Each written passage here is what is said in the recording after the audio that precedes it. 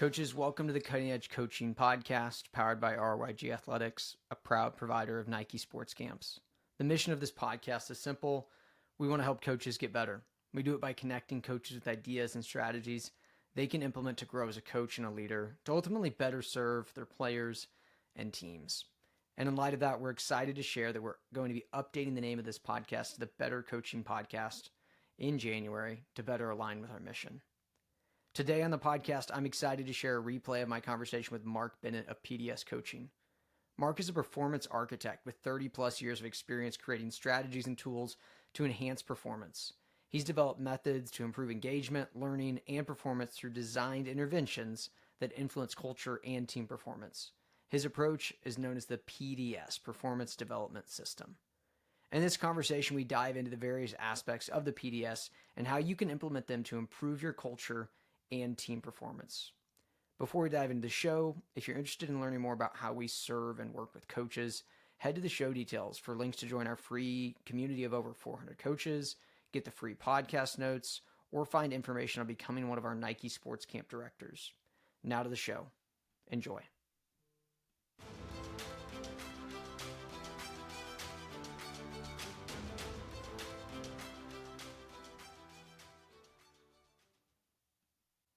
All right, coaches, really excited to welcome Mark Bennett to the podcast today. Mark, I'd love if we could just start off and talk about a quote that I've heard you use a few times. Performance is a behavior, not an outcome. Will you expound on this and talk about why it's so important for coaches specifically to understand and embrace? Yeah, great question. And I always, whenever I'm running training, coaching, or mentoring, I always break this down. So in essence, we've developed over years. And by the way, whenever I share anything regarding coaches and experience, it is a generalization. There are a few that don't do this, but this is the trend over the last 30 years of working with coaches, is we've developed a measuring as a scoreline, an outcome as how successful we were.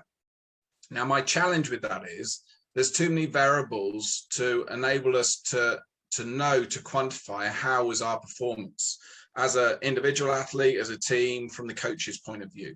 So the reason why I really push and get people to understand performance as a behavior, not an outcome, because we need to understand what facilitates an outcome. What are the facilitators to an outcome? Now, if we said outcome was a result and a scoreline, if we track back to that, what are the things that facilitate that? And people would say performance. But if we break performance down, performance is about the execution of the best choice in the moment based on what's in front of you. So even that is a small statement. There's so much goes into it. But let's think about it. If we have a team that is basically reading what's in front of them, making the best decision by either as an individual of what they're capable of and the variables in front of them, but as a team is understanding their teammates, understanding the opposition, and actually understanding the choice they make is going to be the best to facilitate another player running into space onto it. They have the skills and ability to do that. And then the execution of that without fear. And then their ability to evaluate live, both the choice and the execution, not based on outcome, but based on, was it the best choice with what I knew? Execution, did I nail it? Did I commit? Yes. Is there data now I've got that would influence that choice next time? Yes, no problem. Next time I'm on it. And we train people to do that in split seconds. So that, when we talk about performance, that's what I mean by performance. Now, what causes and influences performance is obviously we know that's the technical ability of somebody and the tactical awareness, game management within somebody. But even if someone has technically phenomenal, tactically phenomenal, the problem in the game, in the match, is the reality is they are not the key things that would define great choice and execution to the choice. So if we backtrack to that, we have an athlete's ability to be aware and manage their state. And what I mean by state is them being present, them not being angry, upset, frustrated, them actually being in their zone and learning what that is for them in that situation. And then from that, it's their ability to scan, collate the data live, not just when they have the ball, but when they haven't got the ball, or even when their opposition has got the ball. It's scanning, looking for opportunities, threats all the time. That's data capture. the better they are at data capture, the better they are to see all the options. Now, part of seeing all the options is looking at future proofing. And what I mean by that in practice is identifying all the options, even if you can't do them yet. And yet is the point, because we're saying we can future proof you mentally and not wait for your skills to be there before we start looking at the game better. So that is where we have the scanning allows you to have the data. The highlighting the options means that you're understanding the game better. And then what we've got is the variables. So what I mean by that is we're looking at all the options, and it's the influences of variables that will impact the choice we decide. So that could be, you've got a fast opposition coming up. There's an open space there. That's a choice. But you'll see the opposition mark in defense is very fast, very alive. And the kick that, or the pass through that you're going to do into that space, you're seeing Danny's on the right. Danny is actually fatigued right now. He's not going to get onto that ball before that defender's going to get it. So that option's out. Different situation. The opposition space doesn't even look like they're scanning well. Their heads are down. They're looking fatigued. Danny is fresh. I can see he knows this will be a choice that I can make and with practice, and Danny is anticipating it. That choice is still on. That's what we talk about variables, the human environmental factor that a lot of coaches don't spend time developing in practice. Now, once we've identified the choice, it's our ability to commit to the choice without fear. So if we think about those factors I've talked about there, state, scanning, options, variables, and then the ability to commit to a choice without fear, they are the behaviors. And we can train them, we can identify, we can train them specifically individually and connect them together.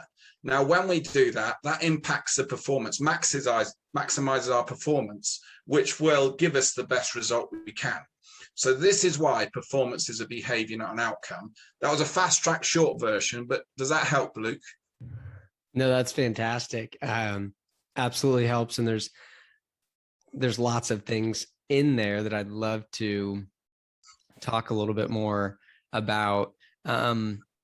Let's talk about the last thing that you talked about first, and helping athletes learn to commit to a choice without fear.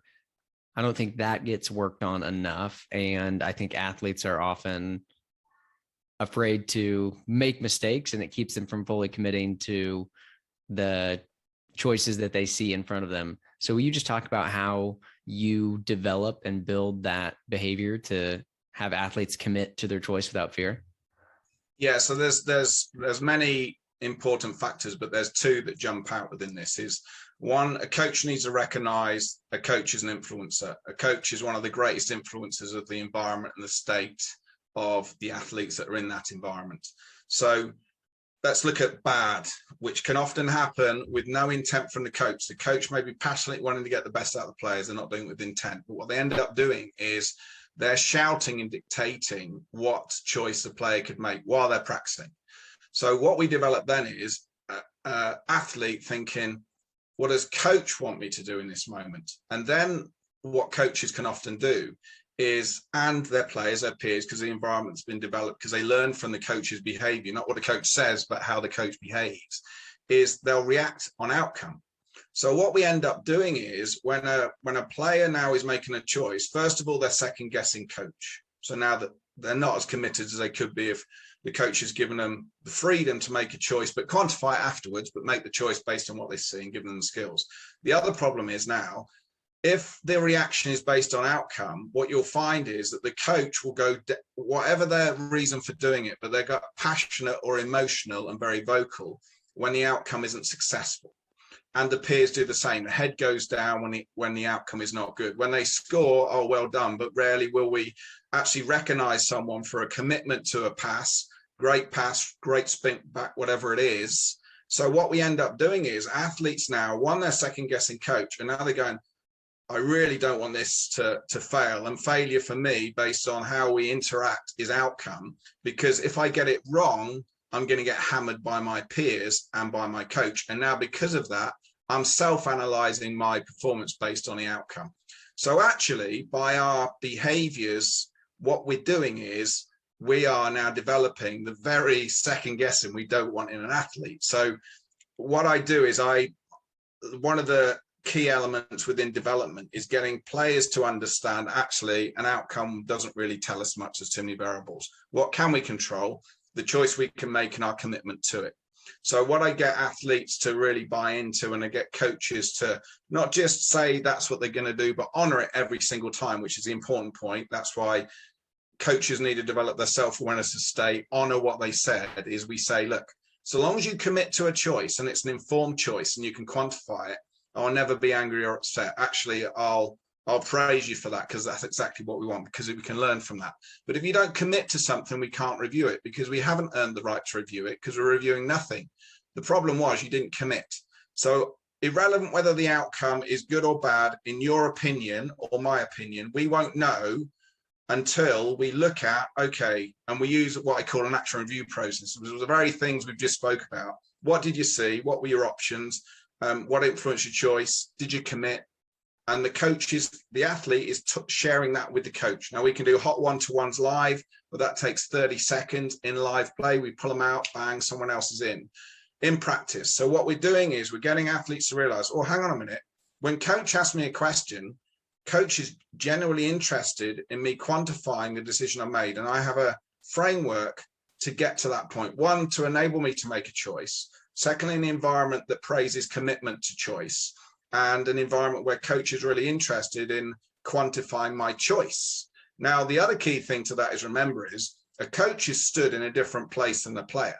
So the player will see very different things often than the coach.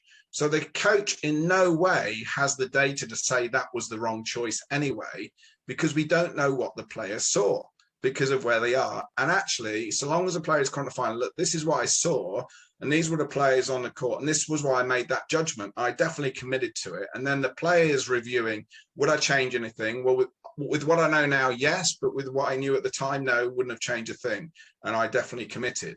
When we start having those discussions, one, the quality of the review increases, but the fear dissipates, because now we're developing an environment where we are reviewing when someone does something exceptionally well, when someone does something unacceptable, when someone does something we're not sure of. Our behavior and our questioning is exactly the same. So athletes start going, well, coach isn't speaking to me every time I do something wrong, which is far too traditionally, by the way, through no bad intent, but that's what ends up with. So the coach is now going, wrong, what could you do better there? Or talk to me, or whatever it is, or, you know, what was wrong with that? So they're loaded questions. And as soon as you ask a question, if that's the way you coach, then the player thinks, right, coach has asked me a question. I must have done something wrong. Okay, I did this. What was the other thing we worked on a couple of weeks ago? Was that, coach, it's this. And then the coach goes, great. The player knows the answer. Utter nonsense, no accurate data. And also the question is, if the athlete is now answering afterwards is what they should have done differently, my first question should be is, well, when did you recognize that? And why didn't you do something about it? Because I'm giving you permission. If something's not working, change it, commit to something different. Even if it doesn't come off, that's the permission I'm giving you. I want you to show me the answer, not tell me the answer. So there's tons of variables where I've just covered the basics there, Luke. But does that make sense? How us as coaches need to be mindful of, one, the permissions we give them. Secondly, the expectations and clarity of success and the framework. And then we need to honor it every single time. Yeah, that's really good. And I just think it's so powerful what you said at the beginning there. Coaches are influencers. We have to remember that we have just a massive influence on this environment that we're creating. And I also love those questions for a quick action review process. I think those are really powerful. And like you said, it's so important for us to remember that we're not seeing what they're seeing. We think we are, but often we're not. And I think, again, like you said, too often we assume that, oh, this is, they made the decision because of this, when in reality, they may have been seeing some totally different perceptual cues than we were recognizing from our vantage point on the sideline or wherever it may be. So I think those are just really important things for us to keep in mind, and practical questions to use. I actually want to circle back to something you talked about in the first answer. And I think it connects a little bit to what we just talked about with committing to choices without fear. When you were talking about performance as a behavior, not an outcome, you talked about helping athletes kind of discover their zone and get into maybe what some people would call a flow state, or kind of that optimal mental performance state. I'd love for you to talk about how coaches can practically help athletes develop this.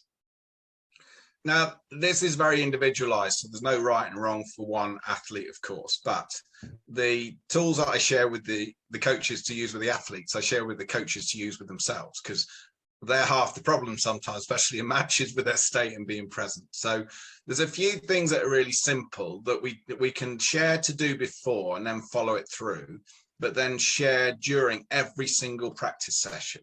And one thing we've got to get people to understand is all I'm asking you is to be excellence. And excellence is doing the best you can with what you have in the present moment. You can't compare with others. What does that look and feel like to you now? So can you show me the next 20 seconds? What would that be? And that type mindset helps the coach and the athlete.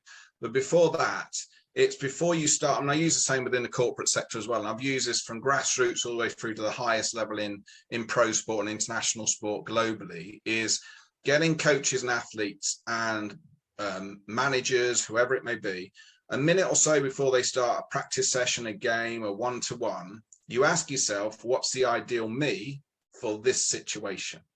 What is my success for this, first of all, so I know my reference in? What does success look like for me? And what's the ideal me? What does it sound like and feel like to be the best version of me, to be successful? Now I know what success is, and imagine it. Now, what you're doing there is you're allowing yourself, with all the juggling you're doing in life, especially many that are volunteer coaches and even pro coaches, when they've just come off a financial meeting with the owner or selection or media, whatever it may be, and personal life, we're allowing ourselves to go, stop, right, what's success right now? What's it look and feel like for me?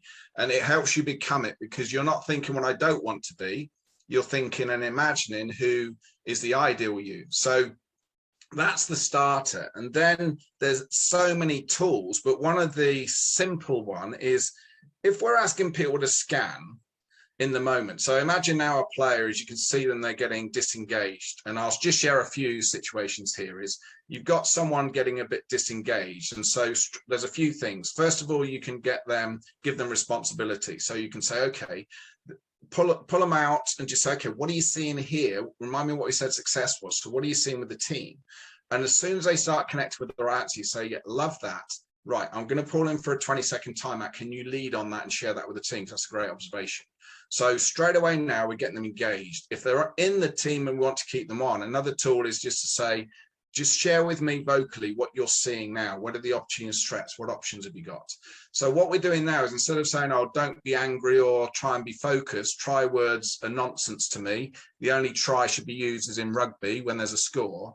We don't want people to try to do something. We want them to imagine now and help them be present. Now, scanning helps someone be present. So that's now turning their focus on something that's positive. The key thing is as well, I've developed this rule of 3, which would be a whole few hours conversation, but it's a tool that every coach shares with every athlete and everyone uses it all the time. And rule of 1 is you being excellence. So what does that look like to you in this moment? So that's our self-management control of being excellence. No fear. We just do the best we can with what you have in the present. What does that look like for me now? The rule of 2 is I'm being excellence, but now I'm looking at my peers. And if I see someone dipping out, whether they're looking, even before we come to the warm-up, we develop athletes to do this 24/7.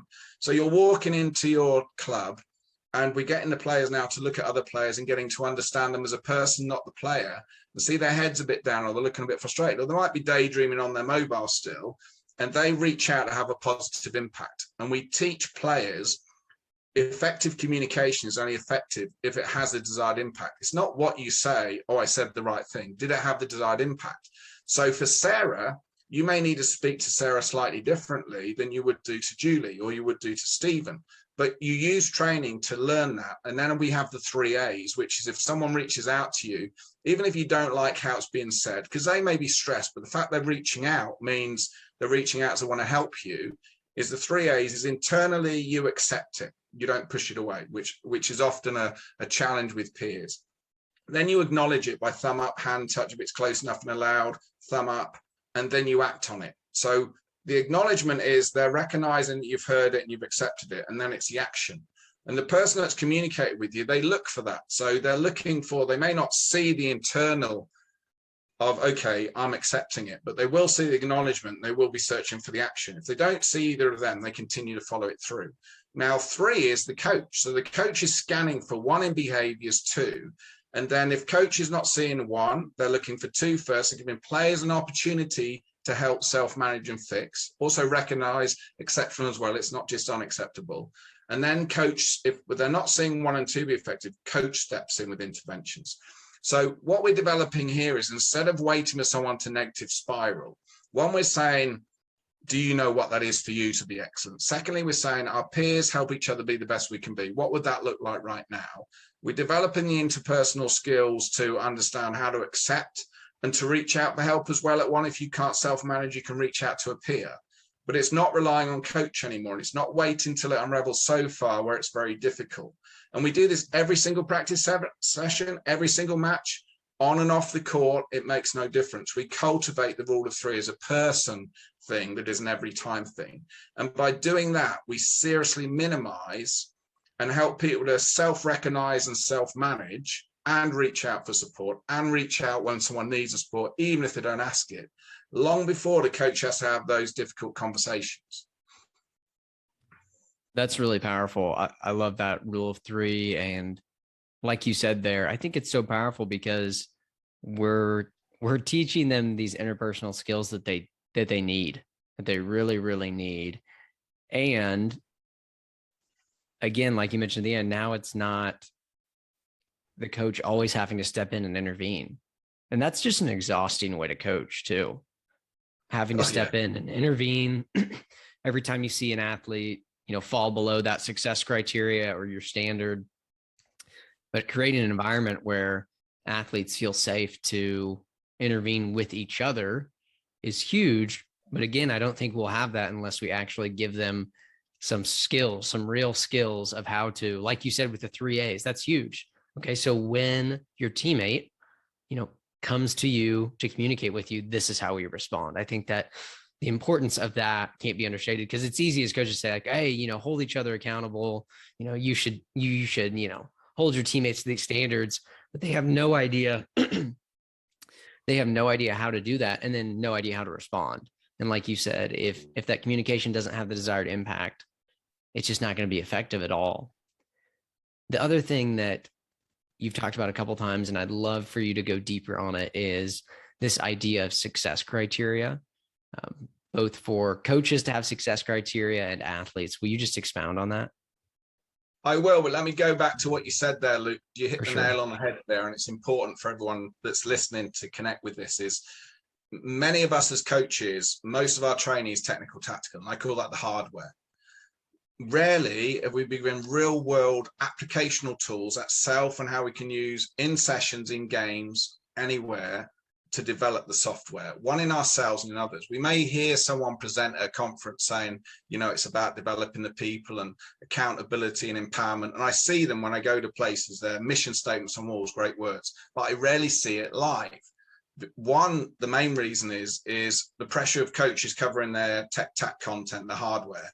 And rarely will you see on a coaching session, software success criteria as a priority, i.e. developing the rule of 3. Effective communications are success for this session. What does that look and sound like to us? Where's our, what I call UAEs, unacceptable, acceptable, and exceptional within this? And our whole next phase of the session is just that. There is no tech-tac focus. And the reality is, if we look at, even if we go back performance, never mind developing the transformational people skills, in performance, it's rarely the actual technical or tactical potential of someone that unravels someone negatively in a game or a team underperforms. That they've already shown in practice, tactically they can do a tactic, technically they can do a skill. What prevents them from being successful in matches is their ability to be aware of their state, make great choices, interact live, adapt based on what they see. That's all software right there. So how many times do we hear coaches saying, well, they've done this 100 times in practice, why aren't they doing it now? And many coaches don't realize why, and they can't analyze that. And that's another conversation. The second element is how many times we heard coaches say, the communication's terrible. The communication is killing us. And they're recognizing that if you said, right, 3 things, the top 3 things that are killing you in a match that are making you underperform, I guarantee you communication, confidence to make the best decisions live, will be being able to adapt live, which is going to be up there in the top 3. And then we ask, great, so can you show me on your lesson plans over the last year, how many times has that been your critical focus in a session without being tech driven? And they'll say never, which if you think about it logically, it's madness. The very things that are impacting you the most, you never put priority focus on. And that's one, they need the skills to do that. But secondly, just if they're listening to this, just ask yourselves, why aren't you? Now, it might be you don't know, so maybe this can help. But secondly is find ways. And I'm sure if you just put, let's identify what effective communication is. So in a match, you know, if it's basketball, if it's soccer, if it's rugby, if it's lacrosse, if it's all these netball, they've got to know, right, you know, when people use certain words in defense, etc. We've got to know, wait, you can tell me the words now, but do you know what that actually means, what it looks like, when to say it, in what time? And if you hear those words, do you know when you hear it, what you need to do? And I guarantee you 99% of teams, when you break that down and get them to show you, don't understand it. And that's part of the communication, is going, actually, it's not white noise. It's not just volume. It's being effective impact, tech, tack, and software. So now we're starting to unravel where the issues are. And when we unravel where the source of the issue is, that's when our interventions are. That's our priority. So, well, that's probably another hour conversation, Luke. I just wanted to bring up that you nailed it on the head there, that we don't. But how often are we investing in that as practical tools? And how often are we putting that as priority for our own development as a coach, but also priority development for the players? I just wanted to bring that up, Luke. Yeah, no, I'm glad you did. And that's so good because, again, like you said, we've probably all said it. We probably all heard it. How we're just not communicating. Communication is it's keeping us from success. But like you said, have we actually just gotten very granular with it? That's what I was thinking as you were talking. It's like, we've got to talk about when, what, how we're interpreting it. And the other part of that is just the reality that we need to recognize that the athletes we coach, they probably don't have a common vocabulary, and they've played for who knows how many other coaches who have called maybe that same thing something else, teammates. And so establishing a clear language that we all understand, just like cognitive science too, that is a huge piece of learning, and then being able to actually commit to choices in the moment, and not overthink is also tied to their ability, right, to understand that language in the moment and then be able to commit to those choices. And so, yeah, I'm glad you share that. I think that's just a huge piece. Let's go back to and talk more about success criteria, the importance of coaches having clear success criteria for themselves and for their athletes, and maybe even athletes having it for themselves. So there's many elements to this, but we'll keep it simple for the time frame we have. Is let's look at generalizing again. So what often happens in a coaching session, a coach will do reverse engineering for a session, which is a conversation itself. But what I mean by that is they'll say, right, I have 60 minutes. I'll just make this up. I'll have 60 minutes and I want to cover these elements in defense, these elements in turnover, and these elements transition. I want these elements in offense. Oh, and I want to cover these elements in set pieces. So I've got an hour. So that means I've narrowed it down to 10 I want to cover. So that means I can only have so many minutes on this, so many minutes on this, so many minutes on, and so many minutes on this, because I need to cover it. So what ends up is it's so content focused, and we're looking at stopwatch. We want it to be successful. So now we're telling them what to do in order to, so you can see the success and you go, right, we've got a minute left, right, we need to move on. So we're not actually focused on learning, we're focused on teaching. Now, the other challenge with that is when you start, a coach will stand there, and because of the knowledge and skills they have, obviously that's varied, but there's a lot. The players will be playing and the coach will now pick up 1, 2, 3, 4, 5, 6 things. And now they come in for a chat and the coach starts mentioning 1, 2, 3, 4, 5 things. Coaches nod, everyone clear, everyone happy. Yes, coach. They go out. Coach doesn't scan for if they committed to any of them. Coach is now looking at the game again. The players can't recall and apply 5 things, impossible. And it's just nonsense. And then they come back in, the coach will share another 3, 4, 5 things. And eventually, because the coach is shouting, going, over there, Danny, move to the left, Steve, there, run back. And then they start seeing it. And they goes, oh, great, brilliant. And then they ask them loaded questions and they get that, great, brilliant. And they go, oh, everyone happy? Yes, coach, because someone's going to challenge coach. I have no idea, coach. And then we go, right, we need to move on to this. Now we're moving on to defense. And it's just nonsense. It's the amount that goes in is terrible. And I think this is why traditional coaching gets a really bad name with some people, because it's not about learning, it's about covering content. So how can we break that down? Well, first of all, we don't reverse engineer, we priority engineer. So what I mean by that is you say, okay, in this session now, so if I pick 5 things, what's the most important? And that's number 1.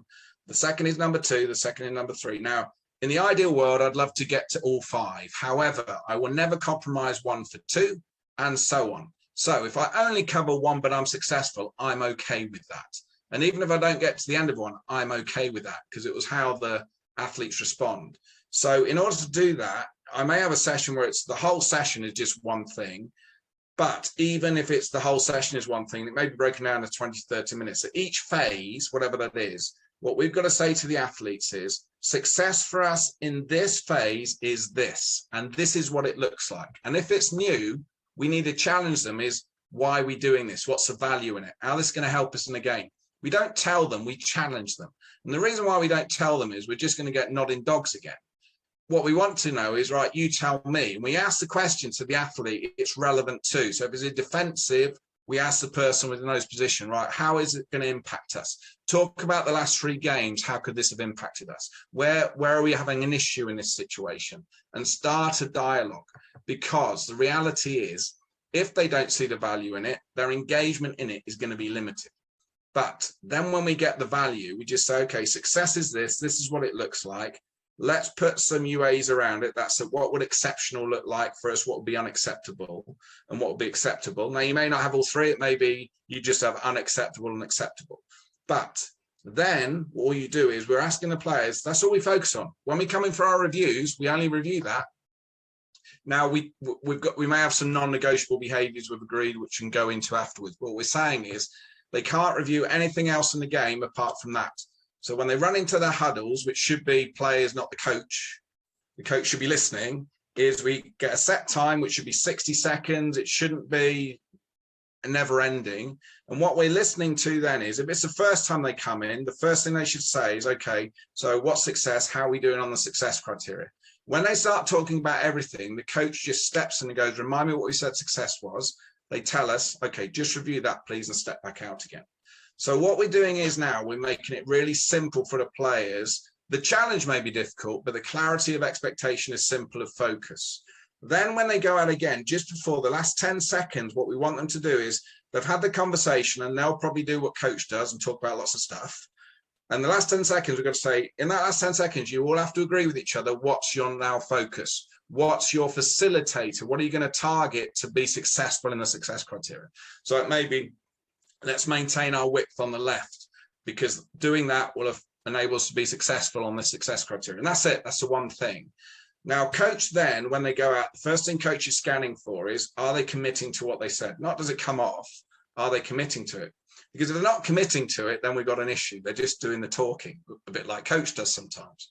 So next time when they come into the session, into their group chat, the first thing we need to be listening for is, and we need to train them to do this, is the first question they should ask is, did we commit to what we said?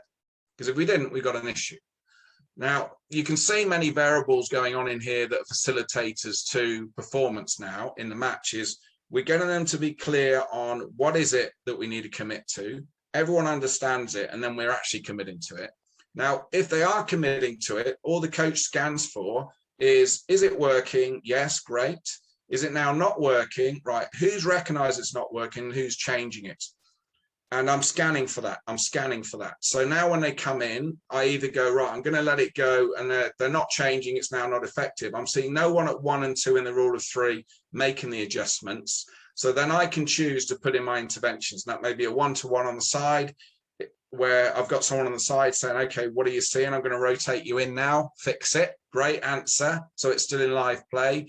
Could be other versions of the 1-to-1. It could be a reset, which is another tool we use. It could be a a quick 10-second timeout, bang, and you just say one word to them. They have 10 seconds in their groups and they go again, still coach led. There's many of these, by the way, there's lots of them. But what we're doing is we're saying, we're being clear on what success is. Everyone knows what it looks like. It's very simple, although the challenge may be difficult, and we're honoring that. And as coach, if we see 10 or 11 other things, we can note it, but we'll never talk about it because it's only about the success criteria.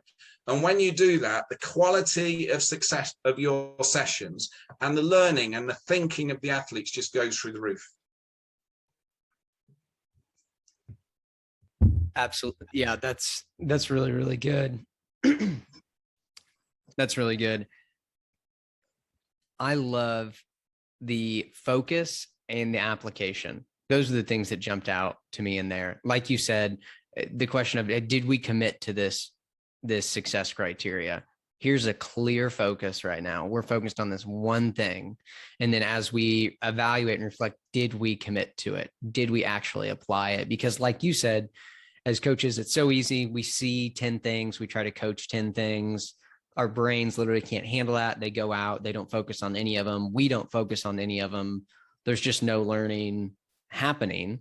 But when we actually can narrow our focus, hey, success is like this. And we've planned it beforehand. Like you said, like this is what's most essential for us to cover today.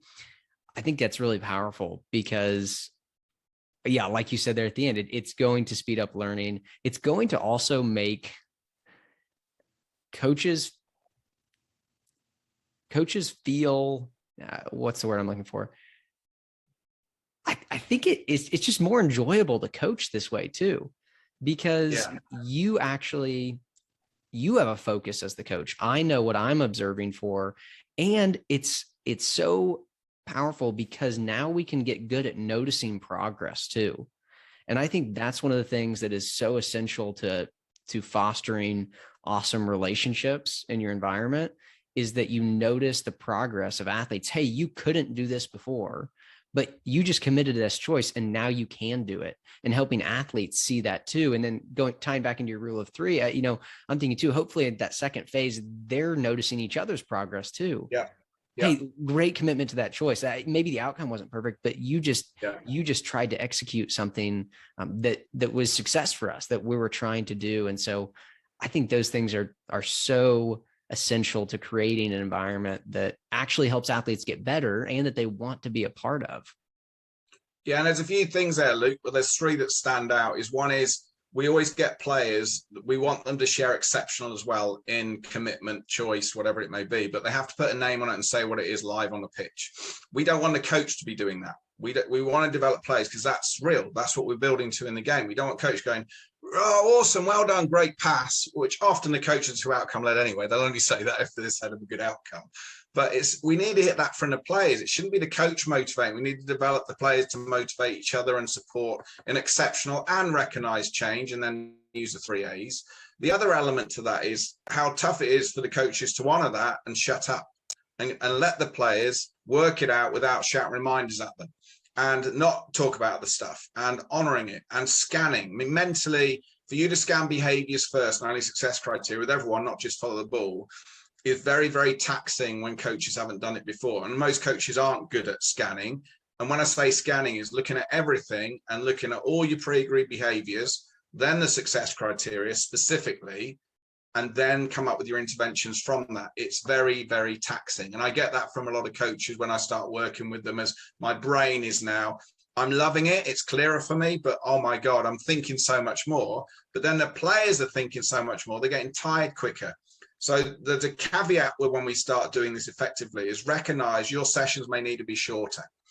The whole session and even the activities, you may get down to initially 2 minutes activity and then they need a recovery, just because now they're not daydreaming, running up and down the pitch, the court, waiting for coach to tell them what to do. They're having to think, they're having a problem solve. And that initially will be really tough. So my position is the length of the time in a session will be dependent on the level of intensity and quality the athletes can commit to. And we don't want them in cruise control. So just to allow them to be successful, say, look, here's a reality: you earn your recovery. So if you work harder and smarter at the level we agree, I'm going to give you more rest time. We're going to cut the time down because I don't want you cruising. So earn it. So when they don't earn it, you say, if you earned it, okay, well, we're gonna start again. If you earn it, go, great, good, recovery, review, go. And it's that mindset, as we're not developing an endurance process here. We want the sprinters mentally where can get it, and then we can extend the time. So there's a few elements in there, Luke, that this is not easy to do. And coaches need to recognize when they do it, they're going to be clunky with it, but stay with it because it's a game changer. The last thing I'll put in there, Luke, at my 3 big ones, is the other thing you have to add is what I call covert recalls. Now, the covert recall is basically, imagine now we've done this session and we've had success. We audit the success we've had. So we audit, where did the players get to in their decision-making, their commitment, their adaptability, whatever it may have been. Then in the next session or 2 sessions time, what we do is, so let's look at the next session. Straight after the warm-up, they go into a game scenario. And what we're looking at, without having conversation with them, without saying, remember what we did last week or last session, all we're doing is we're scanning for the very elements they showed they could do in the last session.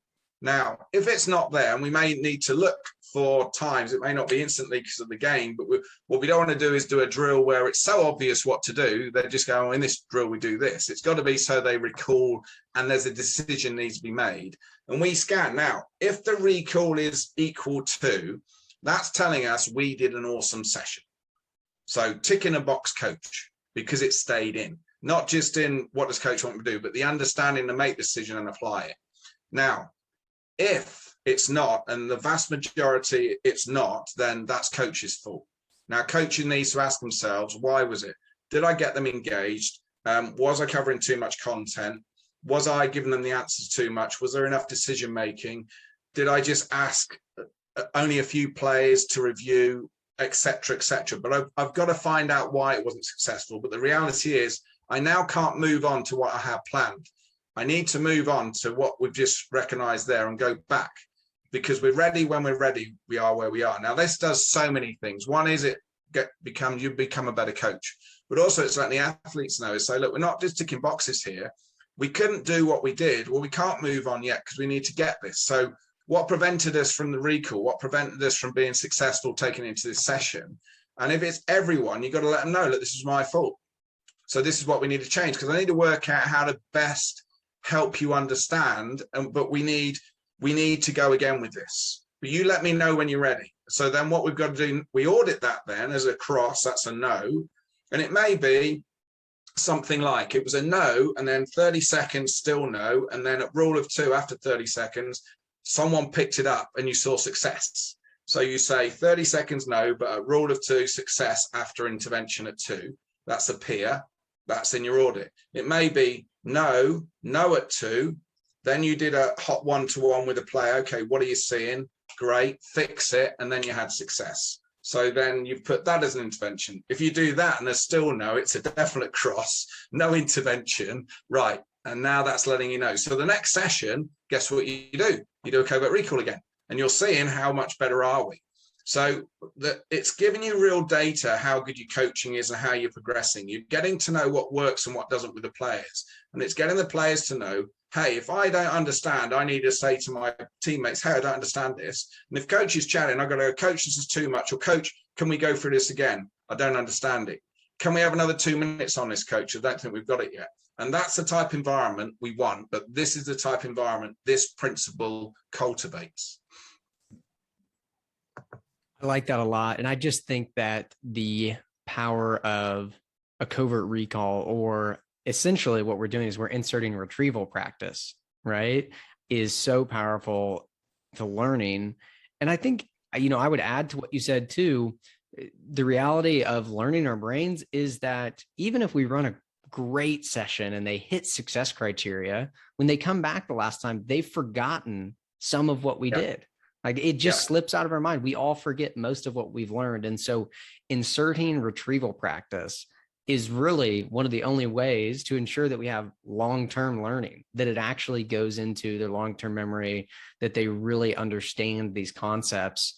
And so I love what you said there, and the reality that, hey, like if we review something and it hasn't stuck, that means they haven't learned it yet. We taught it, but they haven't learned it. Yeah. And so we need to go back into it. And I love what you said there too, of, hopefully they can identify what needs to be fixed and they can fix it without us having to get to that, the third part of the rule of three, where we step in and make the intervention.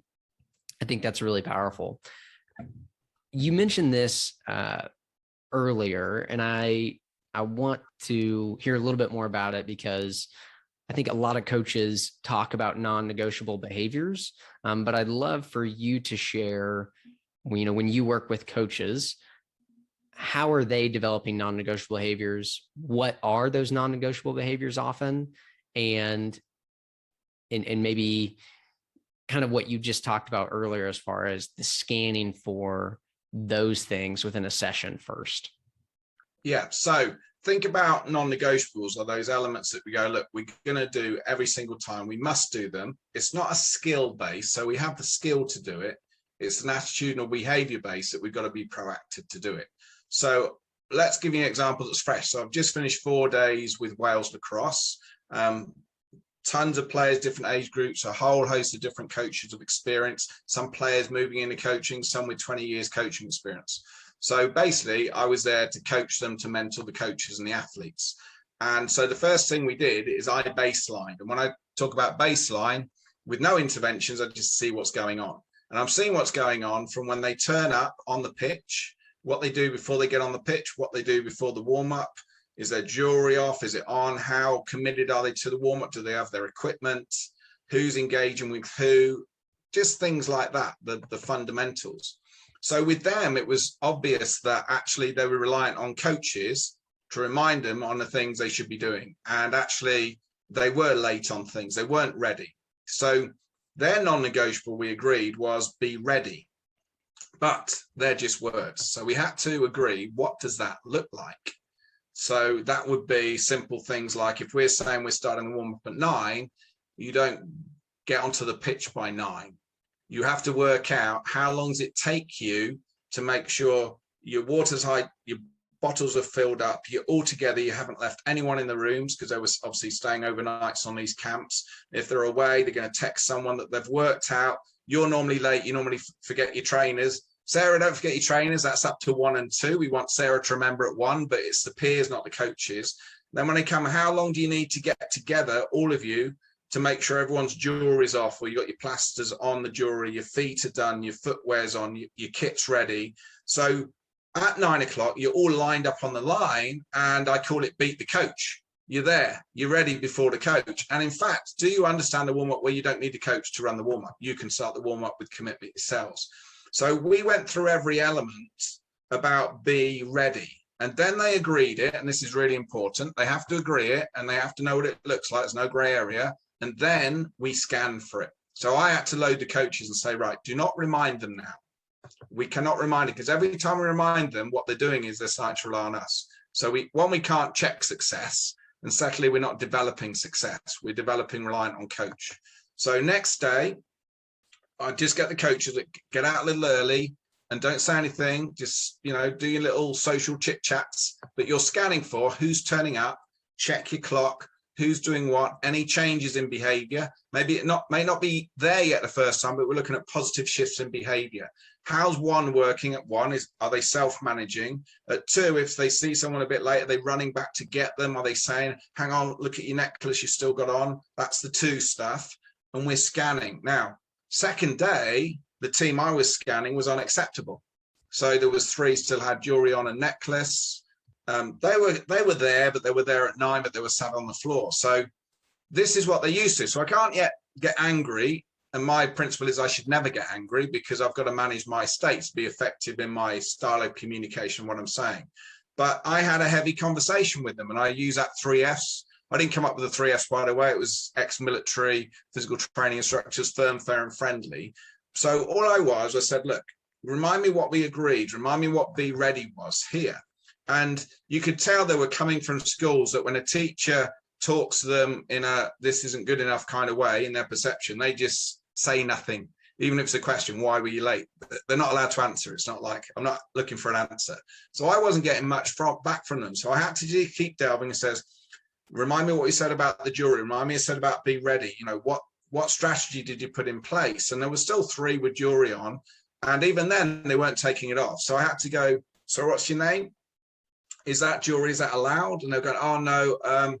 Oh, is this allowed, coach? Now they knew, but it was a case of just for clarity. No, it's not. So we were eliminating all the grays in a patient, firm, friendly manner. Oh, I forgot my plaster. I haven't got a plaster. Okay, so what do you need to do to be ready next time? Have the plaster. Has anyone got a plaster? They can help here. So it got to a point then we're having that discussion. Said, look, it would be wrong of me not to have this conversation because I'm not honoring then my part of this agreement, which is me at 3. So I have to do this. I don't want to do it, but it's the right thing to do. So I'm going to reset now. So this was about 10 past 9 by the time I finished the conversation. We're going to go again at 20 past 9 and show me be ready. And then tomorrow and at lunchtime, after lunch, show me be ready. And I just stepped back. So then they were ready. And guess what? Next lunchtime, they were ready. But after that lunch, when they were just having a bit of a chill, I went back to them, which we need to do, by the way, and I'll share this after this. As I went back to them when they were in a good state, and I said, look, what did you think about that chat in the morning?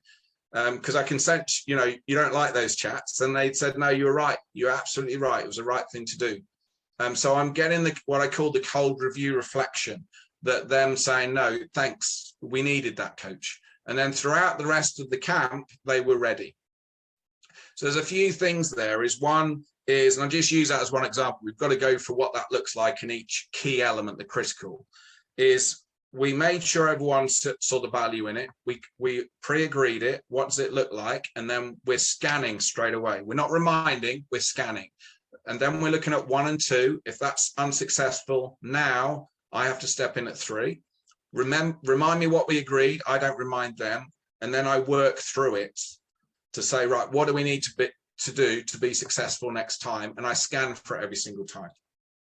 And this is the being relentless and patient to change the behaviors. So non-negotiables are something for, and this is really important because I see a lot of coaches go, oh yeah, Mark, we do them. And I said, well, what did you do at the beginning of this season? They give me this long list. And I say, okay, so that's quite long. So in this session, I haven't seen you hold anyone accountable to any of these in this session.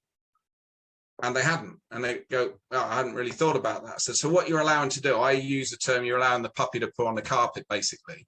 So you've said something, you want to shift behavior, but you're inconsistent with taking a puppy outside if they do poo or pee. Wait for the puppy to have the poo or pee in the grass and have a positive reinforcement play consistently every time for the puppy to work out, I poo and pee outside.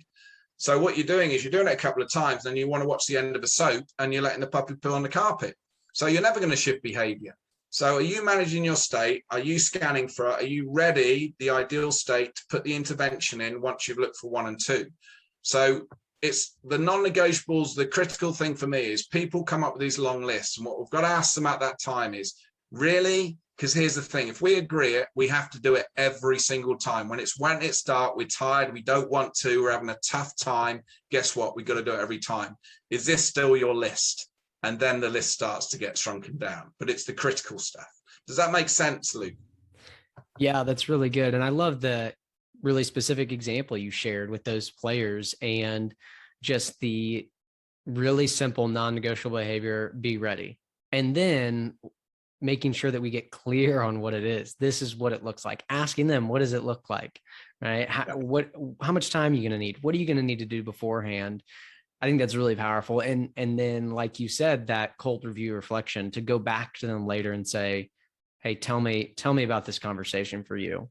And that, again, I think, like you said, is something where as coaches, we often neglect to do that. And I think that's really, really important, not only to have them reflect, but to maintain that relationship, because you may go back to them and they may say, yeah, coach, that really irritated me. It really hurt me. And hopefully if that's the case, you can have a conversation about it that can restore, rebuild the relationship. And the reality is, as coaches, we're not always going to intervene perfectly. Like we may have stepped in to do an intervention and we didn't do it well, or we were rude in how we communicated. We were sarcastic, whatever. And if we don't do that reflection with them after, we may never realize it. And so I think there's just a ton of power in doing that. And I'd love for you to talk a little bit more about coaches managing their states. I think that kind of segues well into that. And in that story that you shared, a couple of things that jumped out to me is you didn't get angry at them. You didn't punish them. You asked questions. You listened. You were clear. Hey, remind me of what this was. So I'd love if you just talked about the importance of coaches managing their own state.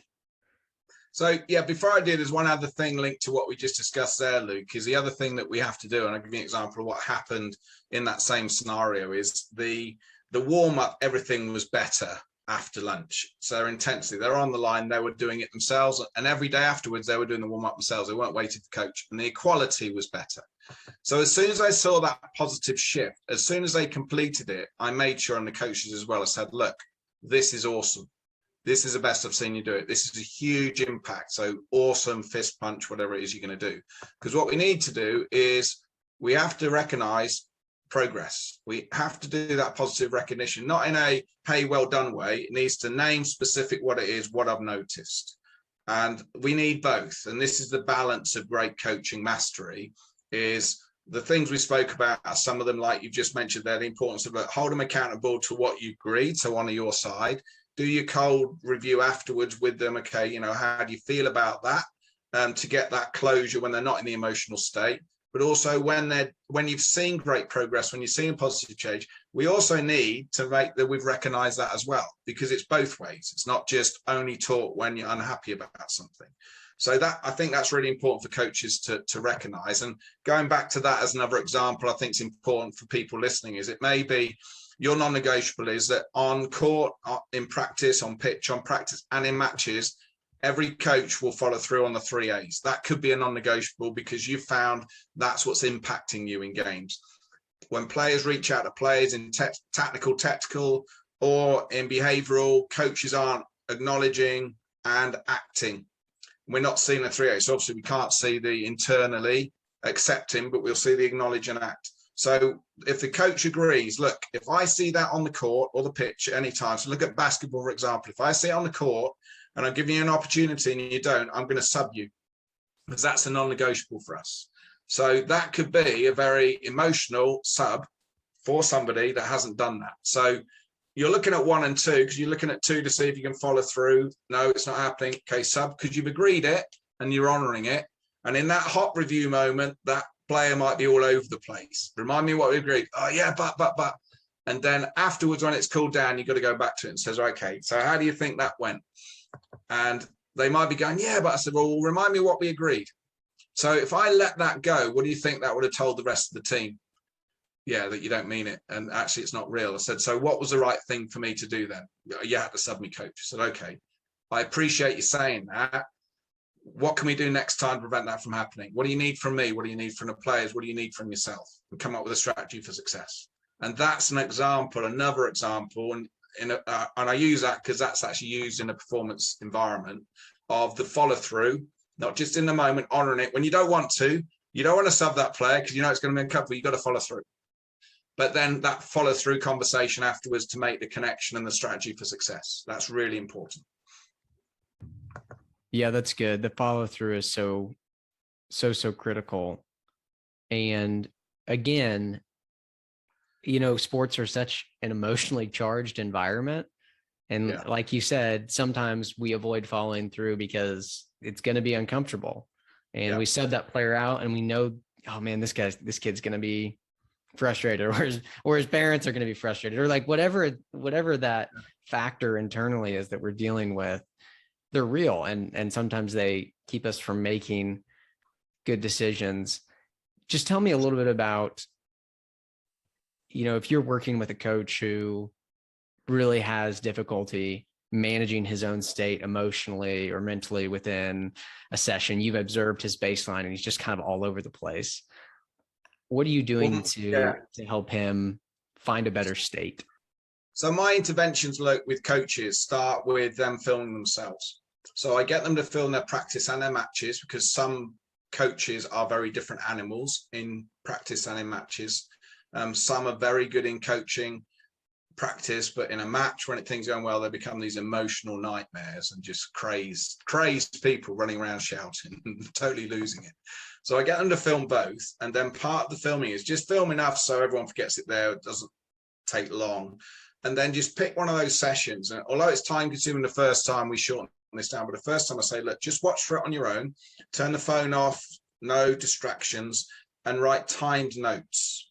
And I only want you to look at the behaviors of yourself and the players, how you interact, what you say, how you say it, based on what you see on the video. I asked them to put a chest camera on, because then they see what they see in the moment, as opposed to a side camera where you're going to get a different angle. And they just write time notes, and then they send them to me. I go through them. I put my little notes on, then we catch up together, share the notes of both of us. We put the video on and we work through it. And what that does, just by them watching it, it's a huge self-awareness element. Before me having a conversation, they'll be going, oh my God, I did not realize I was like that in this situation. But at least it's kind of reality baseline. It's a bit like a covert recall, but in an honest kind of way to the coach. And then from that, we just put in, okay, so let's agree our work on. And we're not looking to change things overnight, but what can we do? Now, there's some strategy you can put in place. So if you're working with higher level teams, this happens a lot, but what permission have you given your assistant coaches, if you're head coach in, if they see you unraveling, what word have you given them that they can say to you that you have to follow through on the 3As with? So that's something that you put in place early. And then if they say it, you've got to follow through on it, because you're not in a state to recognize it. Or if you feel yourself going, you can't regulate, agree what you're going to do with an assistant coach. Now, sometimes it may be, some people have come up with strategies where they said, well, if I feel myself losing it, I'm losing the game, actually, I can reach out to another coach, go, right, you lead on subs now. And I'm going to give myself 5 minutes. And it may be just that trigger process, but whatever it is, we come up with that strategy and then we continue to follow it through. So the video is huge. And then obviously we can do the tools like we said about ideal self and what's it feel and look like, and just step back, scan again, remind me of success. And this is, again, great in matches. If the coach has said to the players, what's success for us in a match? And it may be about committing to every shot or get there first, which means by that is when you lose the ball, you're always back in place before the opposition. You're always, irrelevant of the ref call, you're always in position first. Then it helps the coach remind them of, what did I say success was? Well, let me just scan for that. And it helps them get present again. So there's many, because it's very individual, many, and it takes a long time, but the videoing and watching it back is the key. It's the self-recognition of the detail of that is the first step in that change. Yeah, I love that. Self-awareness is huge. You know, I just actually released an episode with a volleyball coach, and he was talking about his own evolution and growth as a coach. And he said that really what spurred it was he just kept watching his practices and being so annoyed at himself. And he was watching, he's like, man, why don't I just shut up? Like, why, you know, just recognizing that he was intervening ineffectively and coaching effectively just because he kept watching his practices and he just couldn't see anything else other than his coaching behaviors, and just became so aware of it and led him on a journey of growth. So I love that. And the other thing I love is giving the other coaches permission to intervene for you and your behavior, because I don't think that's done very often. And I don't think that often coaching staffs, they're not aligned around a framework like we've been talking about. They don't share common language, you know, but telling an assistant or telling the head coach, hey, when you see me do this, you know, intervene in this way, and I'll follow those 3 A's, right? I'll acknowledge it, accept it, and act on it. Yep. That's huge, because often we do need something outside of ourselves to just bring us back into a present moment. You know, we're often just so unaware. We don't see what we don't see. We have blind spots, and we need someone else to point it out. So I love what you shared there about all of those things. I think they're so important. Yeah. The other thing with that, Luke, is when they go through this training with me in this, which I call need-centered approach, is once they start to get their head around and live it, not just understand it in their head, but live it in practice, and the process of performance as a behavior, not an outcome. Am I scanning for the facilitators in behavior that's impacting on the choice execution, that's impacting on the score line, irrelevant of the variables? We may just have a better team, you know. So, but what we're saying is, I'm not getting caught up in the score line now. I'm not getting caught up on why they're making that choice. I'm looking back of how's the player's states, how they're scanning, how's their choices. If I'm subbing, okay, talk to me, use the action review process. What often happens is it puts the coach back into identifying the source of an issue, and it allows them to have a more objective intervention and not an emotionally led, I'm unhappy, I'm frustrated with that player. Because now we're looking at that player and we might go, state's poor, well, my intervention's at state. Or it may be they're not scanning, they're starting to track the ball because they've missed a few balls. They're starting to try and chase back now. They're not present now. They're not scanning. Right, my intervention is to get them present again, back on scanning. So it's given them a sequence to identify the source of an issue and not just look at the outcome and get wound up because the outcome isn't what their interpretation in their head of what they expect is. And that's a big game changer for many coaches. Yeah, absolutely. And again, having that success criteria is the only way that we can do that, right? We know what we're observing for, and then we observe, we scan carefully. And like you said, that's a hard adjustment for a lot of coaches, especially when the archetype of what a coach is someone that is often, constantly shouting out or saying everything that they're seeing, but it hinders learning. And it's just, it's not very effective to do. And so I love what you said there. So important for us to embrace those things in our coaching. One of the last main question I have for you, and then I've got a couple of rapid fire questions. I'd love if maybe we could just wrap up the conversation talking about the concept of having a lighthouse. And I think it kind of puts a nice bow on this. What is it and why is it so important for coaches? And maybe how can we establish a lighthouse for ourselves and with our team? Yeah, so a lot of the time in coaching, we are either forced by a governing body to cover a certain amount of tech content in each phase of the season, whatever. And often we just design our own. And we're so caught up in, I want them to be able to know these tactics and blah, blah, blah. We forget what we're working towards and referencing back on what we're working towards. And when I say what we're working towards, not a goal, but actually what it looks and sounds like. So the lighthouse for me, and I call it a lighthouse because, if you look at ships, the lighthouse doesn't move. It's your one guarantee of reference. Your sat nav can go down, your electrics goes down. You can still trust the lighthouse, and you navigate from the lighthouse. You navigate to safety. You navigate away from danger. You navigate to success around the reference of the lighthouse.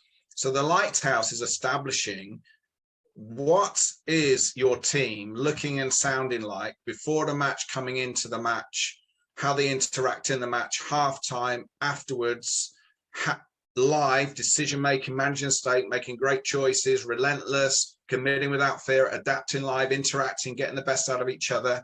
What does that look and sound like? And then ask yourself with a coach, what does a coach in that game and match look like? What's the ideal?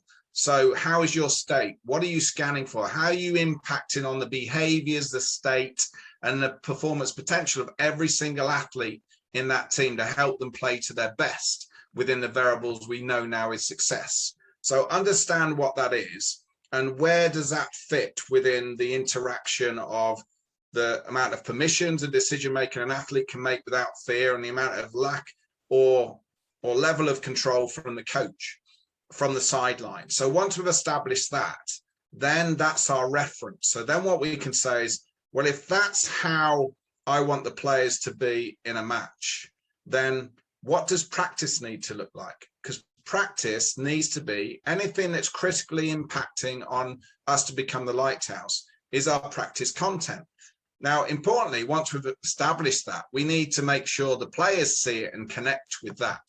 Now, you can obviously, using the skills, you can get players to say the same things and ask the question for detail. No, we want to be able to make great decisions, coach, without fear, commit, be relentless, great skills, back each other, irrelevant of the scoreline, all this stuff.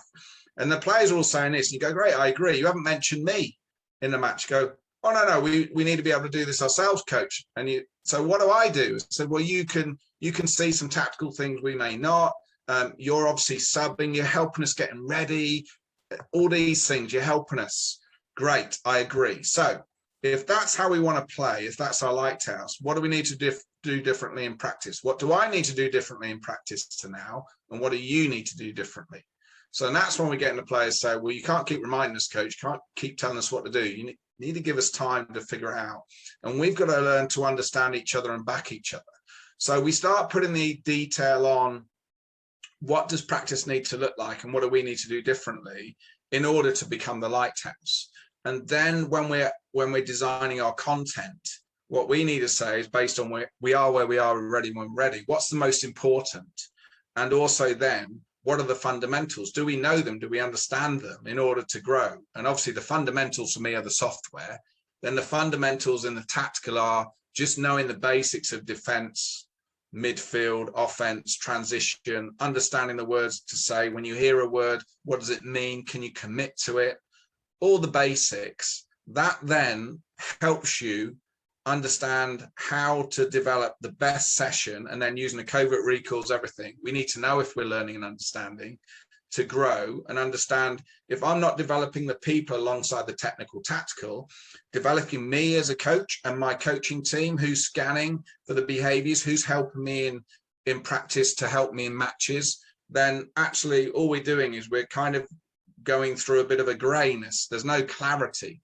So there's more to the lighthouse than that, but in a simple way, we imagine what it looks and sounds like for coach and players before, during the game, the match, on the pitch, irrelevant of the scenarios, the environment. And then we backtrack to go, okay, well, what does practice need to look like? What do I need to do differently? What do you need to do differently? And then everything is referenced towards the lighthouse. So when you're having a bad day and it's when it's cold and everyone's tired and now they're not committing, now they're not doing the 3 A's, we can say, remind me what we said success was. Remind me the lighthouse right now. So in these moments now, these are opportunities, because there will be times when we are tired. It is wet in a match. So fantastic opportunity. So what would the 3 A's look like now? If we're building towards that lighthouse still, then the players will say, well, we've got to follow it through, coach. Okay, how long can we go for? Then we can put a reset in. Tell me how long you can go for, committing 100% now and exploiting this situation right now. And then all of a sudden we've switched the mindset. So that's an example of how we can reference back to the lighthouse with our non-negotiables that are built towards the lighthouse, and our success criteria, which is a facilitator to the lighthouse, with a rule of 3, which is building the players in the way we want them to for the lighthouse with the 3 A's. That's so good. Yeah, that ties so much of it together. You know, one of the biggest things I'm taking away from this whole conversation is the question of what does it look like? Just across so many of these things and coaching behaviors and what we're planning for, like, what does it look like? And do they know what it looks like? And I think that's huge. Man, what a powerful question for us to ask ourselves, to ask them, what does it look like in all of these different situations with our non-negotiables, with our success criteria, with all of that. This has been amazing. I've enjoyed it a ton. I've got a few quick rapid fire questions for you, and then I'll let you share with the listeners where they can connect with you and learn more about the work that you do. I know that you coach coaches, so feel free to answer these questions from that viewpoint or that lens. I think there'll still be some value in that. There will still be some value in that.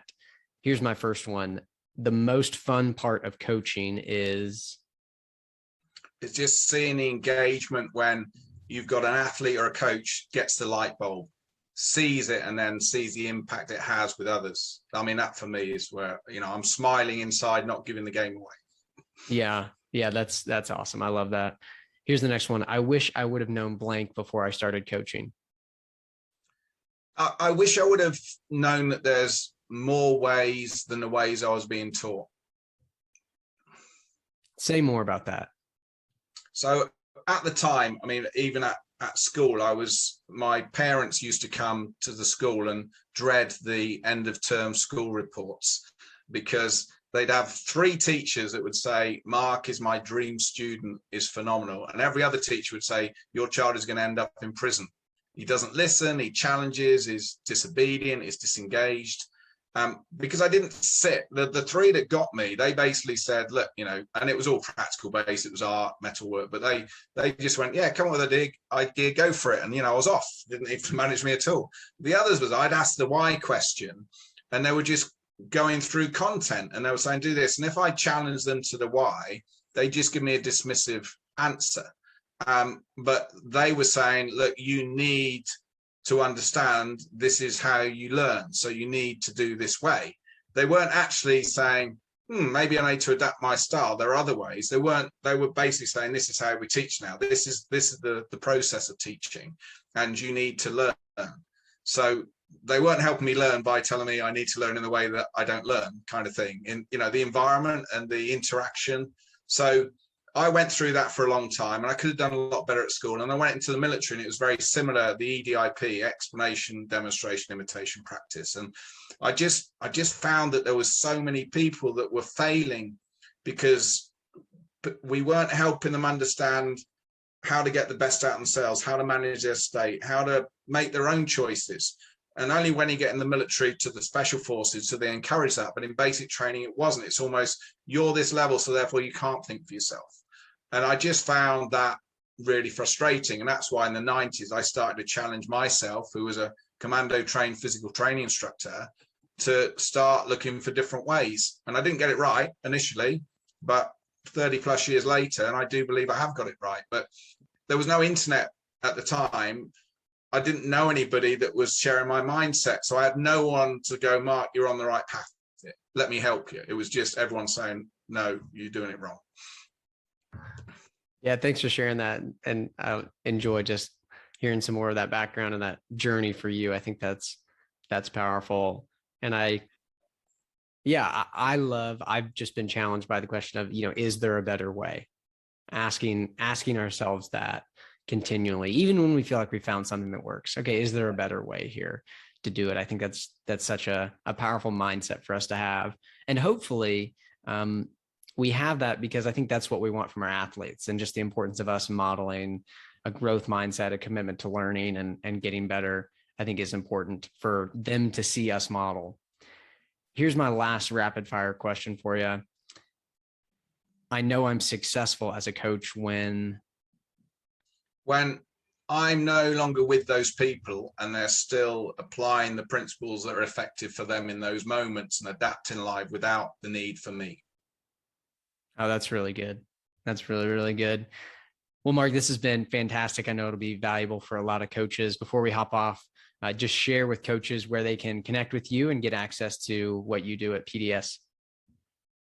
So I'm pretty much standard. I'm PDS Coach. So that's Papa Delta Sierra, PDS Coach. On Twitter, I'm PDS Coach. On Instagram, although I can't get my head around that, I'm PDS Coach. My website is pdscoach.com. The website has got over 50 podcasts free, loads of me presenting, some video examples. And very, very soon, there's going to be an automated online course for the people that can't afford me to come in and coach and mentor your team virtually and live, or organization. There's an online course that will take you through all of this and much more, with me doing tutorials on every element, how to understand it, how to bring it alive, how to keep it around in different environments at different age groups. So that will be going live on a very budget price. Everyone says I'm charging too little, but I think it's just to get it out for the people that can't afford to get on normal coaching courses. So yeah, the Twitter will be the most I use, but the website has got all the resources on it for you. That's fantastic. Well, Mark, thanks again. I appreciate your time and everything that you shared with coaches today to help them get better. I'd say the last thing, Luke, is when you said they're the best way. I think the one thing I've just got to add there is get coaches to understand there can be many right ways. It's just never limiting, is this the only way? And think of that the same as the athletes. If you have a way of doing things, it doesn't mean to say that's the only way to do it. If the athletes come up with something different that isn't your way, but it works, go with theirs. And it's always a great mindset to think like that. Yeah, that's fantastic. Well, we'll end it on that. Thank you again, Mark. I appreciate your time a lot. Thanks, Luke. It's been a pleasure.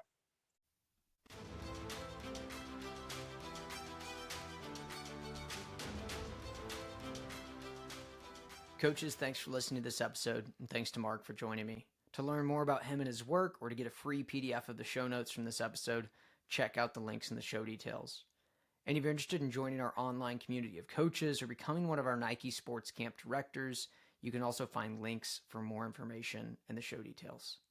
Thanks for listening to the podcast.